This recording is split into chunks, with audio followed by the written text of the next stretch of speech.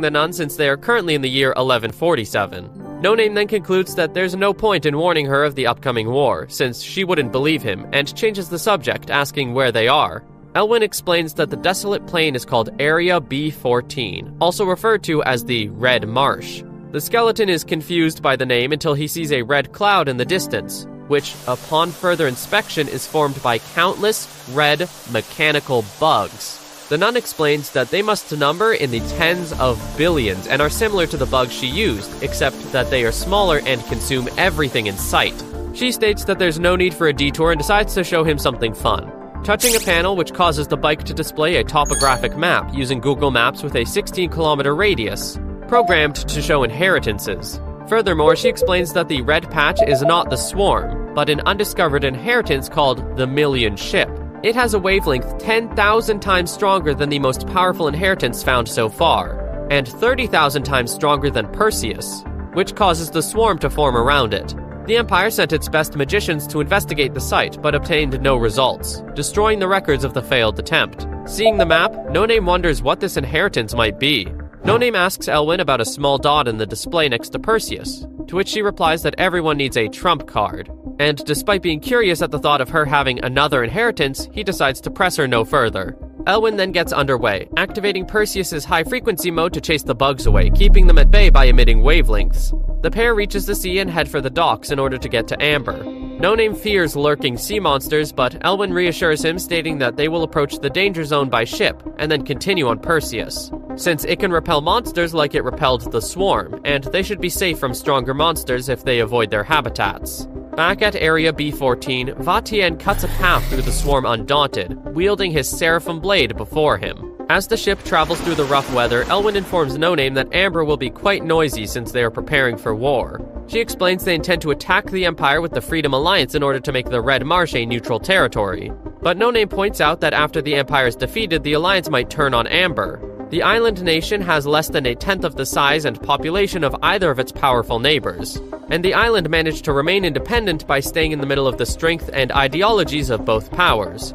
Elwyn cuts him short and states that there is also a hidden truth behind Amber's survival, namely that it succeeded by controlling both sides from the shadows, causing them to fight each other, leaving Amber alone. No Name then asks why the Alliance would wage war on the Empire instead of controlling them, to which he coldly replies that the Empire suddenly became uncontrollable, and that was the reason behind the assassination of the Emperor Elton Clements. But if that has no effect, they must use the opportunity to strike. No Name then recalls Person's followers telling him that the Empire was also gearing up for war. He asks Elwyn what would happen if Amber succeeded, to which she replies that the Red Flake would secure the Million Ship to prevent it from falling into the wrong hands. The weather worsens and Elwyn tells No Name that they should prepare to hop on Perseus since they are approaching the habitat of the Kraken. On deck, No Name wonders who the captain might be to navigate the ship alone and not ask any questions about No Name, and the nun replies that he only cares about getting paid and she is a regular, before greeting the man and telling him that they will be getting off soon. The captain only manages to acknowledge the remark before a presence lands behind him and severs his head.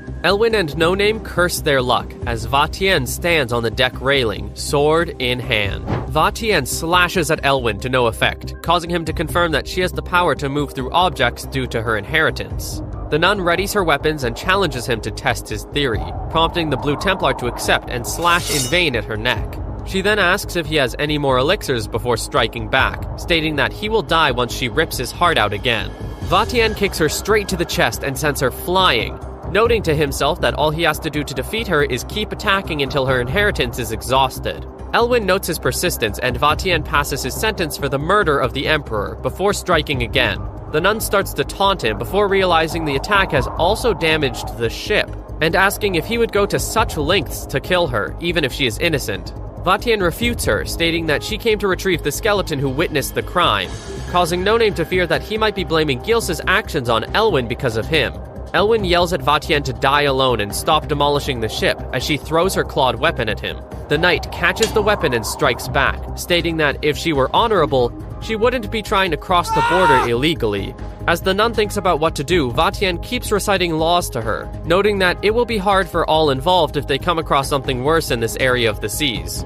Latching one end of the weapon to the rigging, she strikes back, yelling at him to listen, but he blocks the attack and presses on. As Vatien continues to pass sentences, Elwyn changes tactics and tells No Name to stay next to Perseus, stating that they will have to get rid of the knight in order to escape. The Blue Templar continues to yell out his sentence until an annoyed Elwyn denies the charge once more, upon which he angrily states that the puppet emperor didn't matter anyway, and he is after them for the murder of Isabel Simone and her Imperial Guardsmen, stealing her armor and putting it on No Name, while a nervous Elwyn realizes the knight is on a suicide mission. As a grim Vatien begins to glow from his sheer power, he recalls Isabel before laying down Elwyn's punishment. His attack splits the ship in half and damages Perseus, setting the boat ablaze as a massive eye opens below it. Elwyn pulls No Name from the water and onto a piece of the deck, cursing at the situation as they turn to face the Kraken, the largest sea monster. An undaunted Vatien stands on another piece of flotsam, yelling at the Kraken to not interrupt him before slashing at the monster. The strike severs several pieces of the massive tentacles, and everything in the water begins to move as a whirlpool begins to form, and the Kraken begins to swallow everything around it. Now inside of the creature's stomach, Elwyn adjusts the brightness of their surroundings as her inheritance warns that only 10% of the battery remains. No Name is surprised at being alive in the belly of the Kraken, and the nun explains that she adjusted her inheritance to cover him as well, as the battery keeps on draining, and that Vatien is probably alive. She states that Red Flake had flawed intelligence, lacking experience facing sword masters, and Vatien was stronger than expected, hiding his strength and unwilling to remain as the weakest of the 4 sword masters. No Name regrets stealing Isabel's armor, and Elwyn comments that they never should have messed with the knight, but at least he wouldn't chase them inside of the Kraken. Immediately, Vatien appears, sword in hand and glowing with power, causing the nun to curse his persistence, realizing that she doesn't have much battery left. Vatien retorts that she is also persistent in not being remorseful and strikes again, having the remaining battery but damaging the walls of the Kraken's stomach. As the battery keeps draining, the Kraken begins to shift, water pouring from the open wound as Elwyn grabs No Name and holds on. Vatien jumps on pieces of flotsam, getting ever closer as the battery drops, finally reaching 0 after another powerful strike. Elwyn apologizes for failing to protect No Name or Gils, as the Kraken suffers even more damage and is forced onto the surface. Vatien's attack had pierced Elwyn through her chest, and she asks him if he missed. As he replies that taking her one life is not punishment enough for her crimes, she strikes at his neck with her claws, lamenting that she doesn't have an elixir like he did. As the knight looks on in shock, the nun laughs at having company on her way to the afterlife. No Name stares at the 2 dead warriors, seeing their essence flowing out of them and the Kraken. With Elwyn's inheritance depleted, a red window informs No Name that his health diminishes gradually due to the Kraken's digestive fluid. Melting, he wonders if he will be able to absorb all of the essences before he dies, so he can use them in future lives. He begins absorbing different skills as his body falls apart, trying to endure as long as possible, before the darkness finally descends on him. He revives in the charnel house next to Rena, his stats considerably increased, and thinks on how unique that life was, and how he wants to avoid crossing paths with Vatien ever again. He confirms that the skills he absorbed were carried over into this life, and immediately integrated. But a red window warns that he cannot use his new blade energy skill since he lacks enlightenment. Recalling Tebalt's words, he realizes that the skill is hard to use, and wonders how he might acquire enlightenment. He then steps away and decides to test his new skills, including Vatien's sword mastery and the Kraken's acid and absorption skills. Marveling at the results and thinking of the endless possibilities of essence absorption, No Name wonders if these powers will allow him to protect the ones he lost in the past, including Gils, and notes that as the list of people he wants to protect keeps growing, he has to become even stronger in order to protect them all, and is determined to achieve this no matter how many lives it takes. Rena wakes up and sees the destruction caused by No Name's attack, and as the skeleton begins to wonder when she woke up, she grabs his hand with hers and frantically asks him to take her as his disciple, calling him master. Rena asks No Name to take her as his disciple after witnessing his power, wanting to learn swordsmanship from him and promising to do anything in return. The skeleton feels uneasy at seeing Rena like this, and feels bitter at not being able to make her acquaintance this time. He then makes an excuse, sending Rena to clear some dungeons before meeting again in Grasmere, and admits that the reason he couldn't teach her yet was because he needed to save Gils, while he dashes to where he met her. A wandering Chandler Namjok notices No Name dashing past and decides to attack him in order to test his strength, requesting a duel. Remembering who he is, the skeleton does not want to waste any time, but fears killing him might get him caught up with the same events as before. Noting he is an errant knight, he offers to settle the issue at the Arist tournament, and after some hesitation, Chandler falls for the ruse and decides to test his strength there, promising to wait for No Name in the tournament. No Name feels bad for deceiving the knight, but believes it's fine since he saved his life, and decides to start looking for Gilles. Suddenly, he is hoisted from his ankle by Gilles' bone tentacles, and the necromancer rejoices at finding someone stronger than Chandler to turn into a minion. No Name begs to be heard as the amused necromancer thinks on what she should turn him into, and trying to catch her attention, he mentions the 2 sites she was rewarded for her current assignment.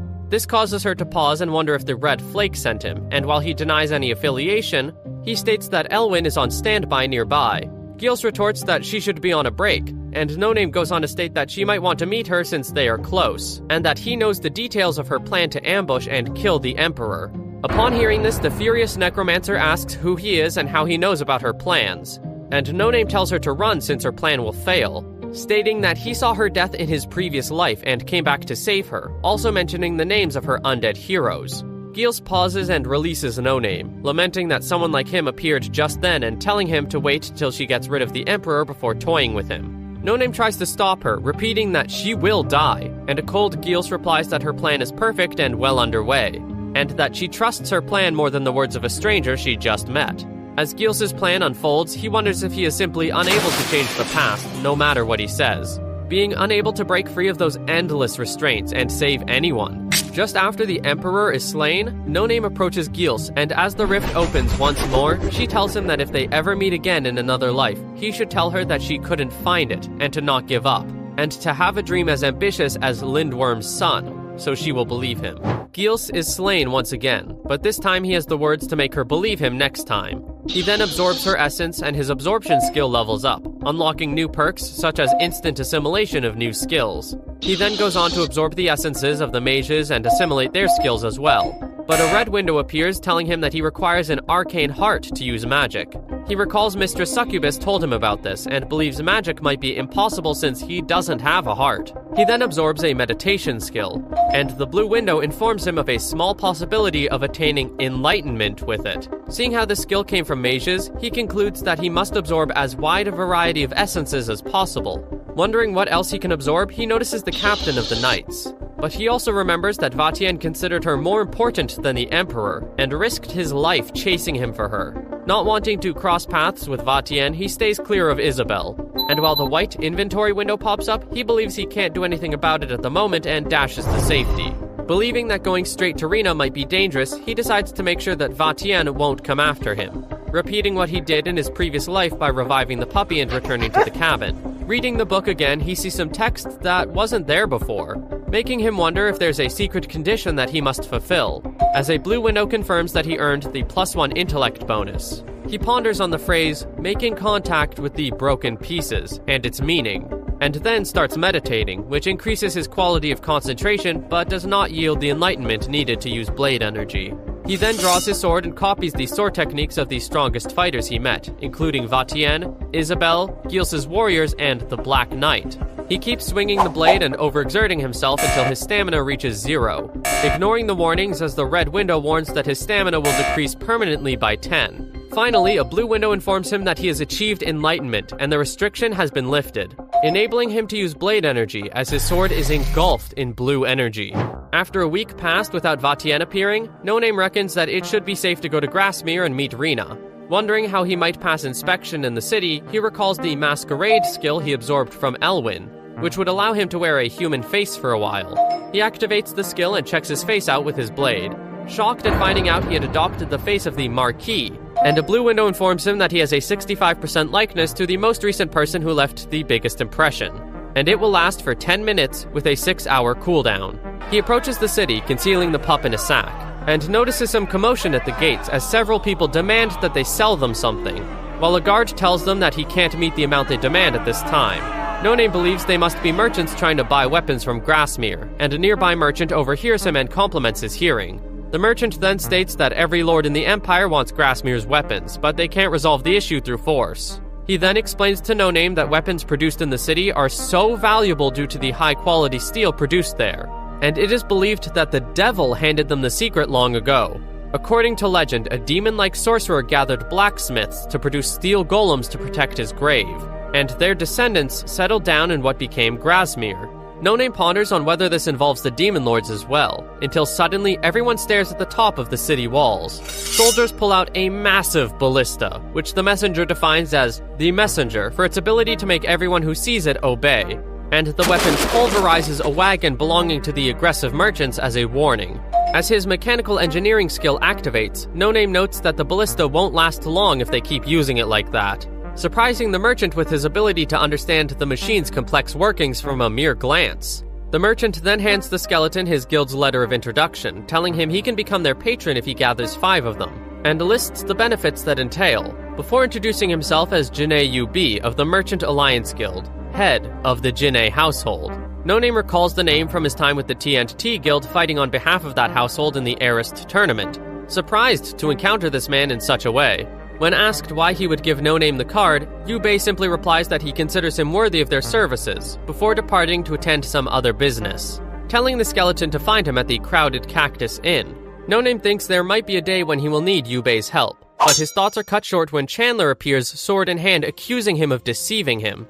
As he rambles on about not finding a worthy opponent save for him and Tebalt, No Name notices Christina standing behind him. She tries to calm him down, pointing out that those events allowed him to hire her, and despite agreeing, Chandler insists on settling the issue of the deception and lunges forward. No Name disarms Chandler without killing him, causing the young man to yell at him for holding back and thus not acknowledging him as his opponent.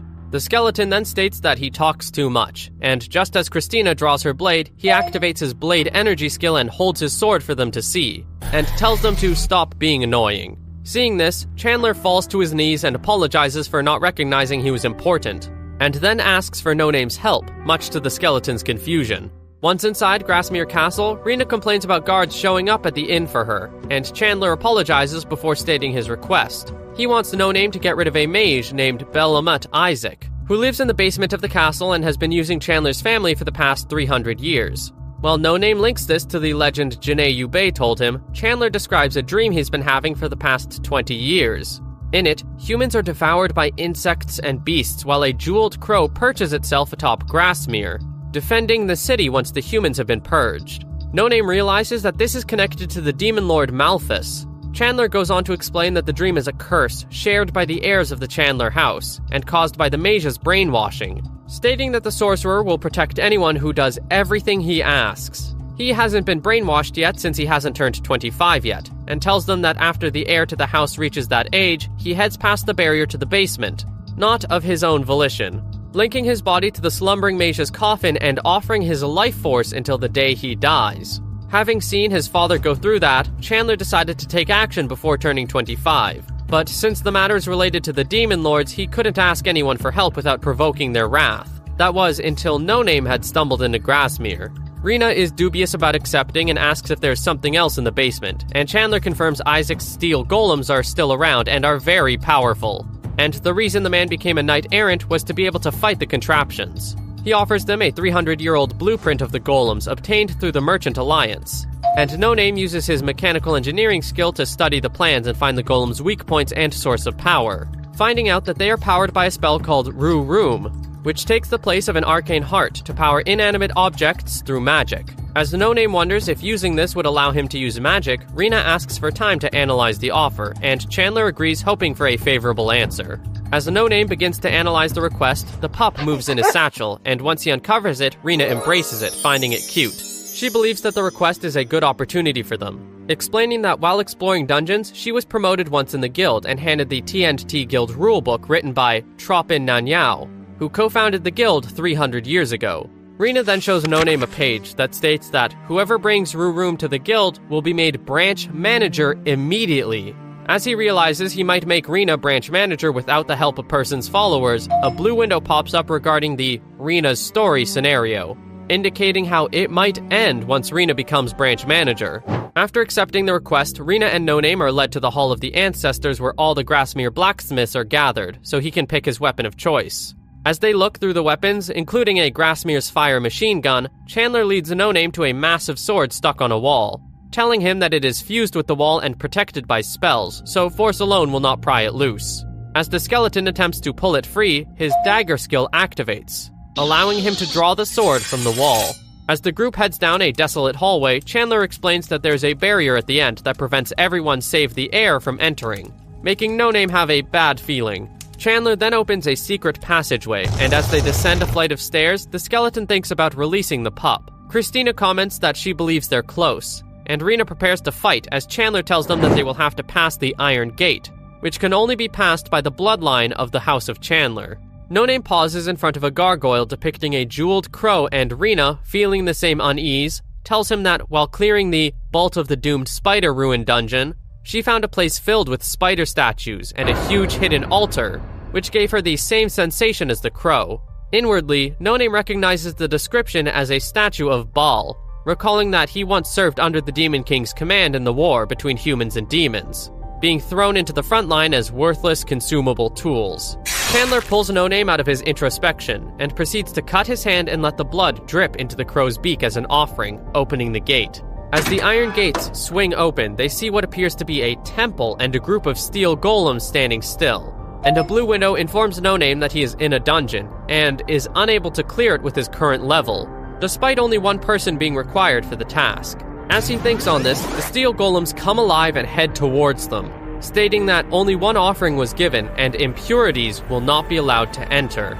No Name ponders the situation and wonders what to do, and seeing the 6 golems before him, his mechanical engineering skill activates, allowing him to study them. Telling his companions to target 1 golem each, he readies his sword and plunges forward to take care of the other 3. Christina dodges her golem's attacks and then aims for the joints, but the creature catches her blade with one hand and slams her with the other. Chandler is distracted by this, but manages to dodge his golem's attack and block another with his sword, realizing there is no time to dodge. Rena barely dodges her golem and thinks it will be difficult to approach the joints. As she turns, she is surprised to see No Name has already killed one. The skeleton thinks on how they are weaker than expected, being rusty due to the centuries of inactivity since its creation. As he smashes a second golem's head, he sees the room flowing from it, and he gathers some in order to make Rena branch manager. Noticing Chandler is about to be crushed, No Name turns and activates his black sword and acid skills, slicing through the creature with ease. He then dashes next to Rena and hands her the room, and facing the next golem as she runs, slices her golem in half with a single swing. Nearby, Christina has activated her berserker skill and strikes at her golem with all of her might, while No Name jumps and decapitates the creature from behind. As Chandler rejoices at the likelihood of breaking his curse, an egg-like structure deeper into the dungeon begins to laugh, considering it funny. After defeating the golems, No Name asks Chandler where he can find the mage, and he happily points the way while Rena worries inwardly about how easy it was to defeat the golems. She shares this unease with No Name, and he suggests that she go back first, but the girl refuses to leave his side even if she dies, causing No Name to realize that her attitude is the same as with Person's followers. They finally arrive at the egg-shaped structure, which is the coffin where the mage slumbers. Rena asks if Isaac resides there, and Christina thinks of breaking it before No Name tells them to think their actions through carefully. He then asks Chandler if Grasmere's fire burns through everything, before handing him the Grasmere's flame machine gun so he can get the revenge by himself. Chandler approaches the coffin and sets it ablaze with his weapon, but Rena remains uneasy. Suddenly, a tendril of black smoke exits the coffin and hits No Name, who finds himself unarmored and walking among crows. The crows form a face that wonders how he is still conscious and unbound to any spirit, since it never happened before, but decides to swallow the skeleton anyway. His possession resistance skill activates, but his level is too low. He fails and is possessed by Isaac.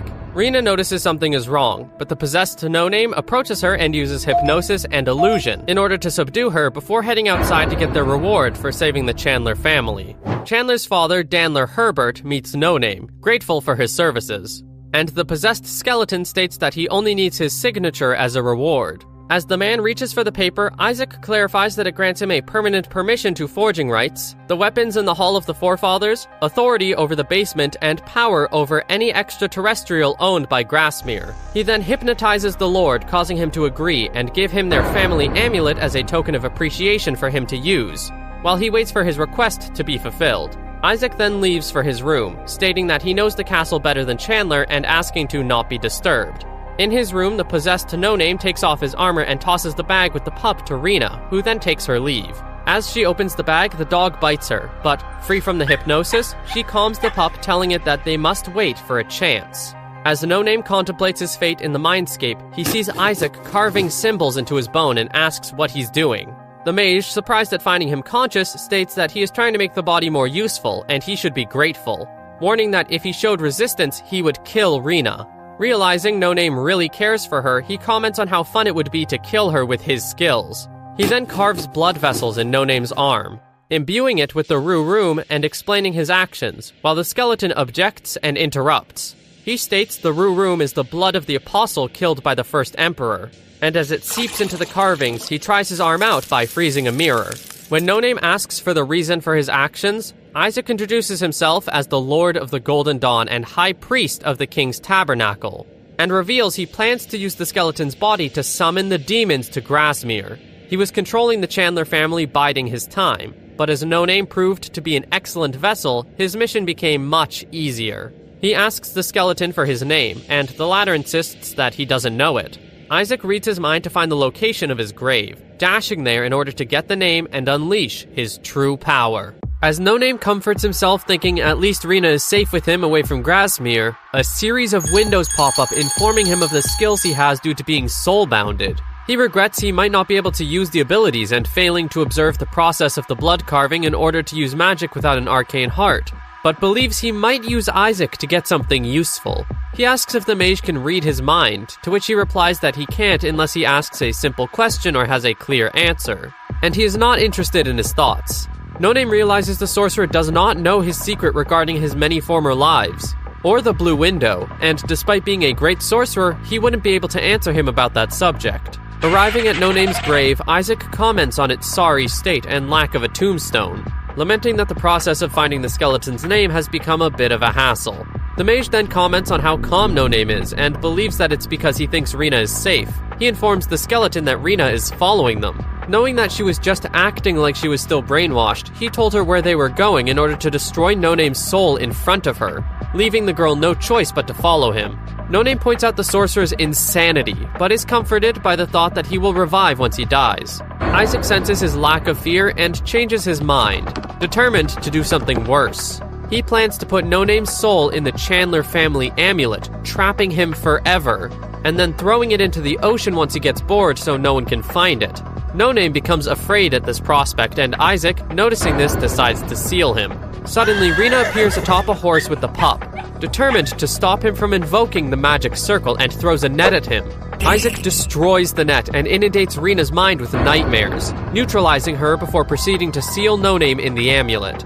As the incantation proceeds, No Name is bound by chains, but suddenly several red windows pop up informing him that the binding is denied, and reckless sorcery is incapacitated. As Isaac yells in disbelief, another window pops up informing that the caster of the Chain of Seals will be restricted. As the chains bind him, a desperate Isaac realizes he must find the skeleton's name quickly in order to avert the crisis, but it's too late. As a window pops up informing No Name that the assimilation rate has decreased to 79.4%, the sorcerer's soul is bound to the amulet, and an explosion rips the area. No Name then rises, realizing that he's in control of his body once again. The skeleton pup happily rushes towards him,